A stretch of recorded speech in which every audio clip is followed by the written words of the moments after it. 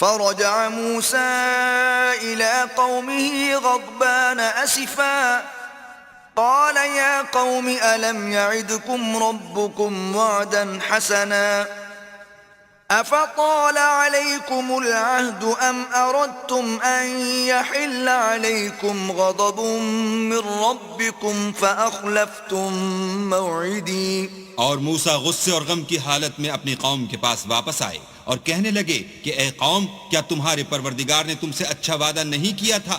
کیا میری جدائی کی مدت تمہیں دراز معلوم ہوئی، یا تم نے چاہا کہ تم پر تمہارے پروردگار کی طرف سے غضب نازل ہو، اور اس لیے تم نے مجھ سے جو وعدہ کیا تھا اس کے خلاف کیا؟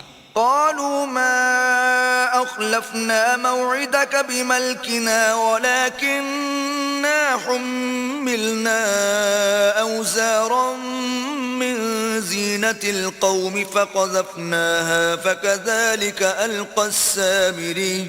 وہ کہنے لگے ہم نے اپنے اختیار سے تم سے وعدہ خلاف نہیں کیا، بلکہ ہم لوگوں کے زیوروں کا بوجھ اٹھائے ہوئے تھے، پھر ہم نے اس کو آگ میں ڈال دیا اور اسی طرح سامری نے ڈال دیا. فأخرج لهم عجلا جسدا له خوار فقالوا هذا إلهكم وإله موسى فنسي. تو اس نے ان کے لیے ایک بچڑا بنا دیا، یعنی اس کا قالب جس کی آواز گائے کسی تھی. تو لوگ کہنے لگے کہ یہی تمہارا معبود ہے اور یہی موسیٰ کا معبود ہے، مگر وہ بھول گئے ہیں.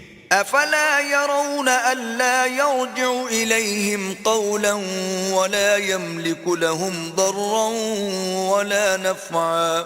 کیا یہ لوگ نہیں دیکھتے کہ وہ ان کی کسی بات کا جواب نہیں دیتا اور نہ ان کے نقصان اور نفع کا کچھ اختیار رکھتا ہے؟ وَلَقَدْ قَالَ لَهُمْ هَارُونُ مِن قَبْلُ يَا قَوْمِ إِنَّمَا فُتِنْتُمْ بِهِ وَإِنَّ رَبَّكُمُ الرَّحْمَنُ فَاتَّبِعُونِي وَأَطِيعُوا أَمْرِي.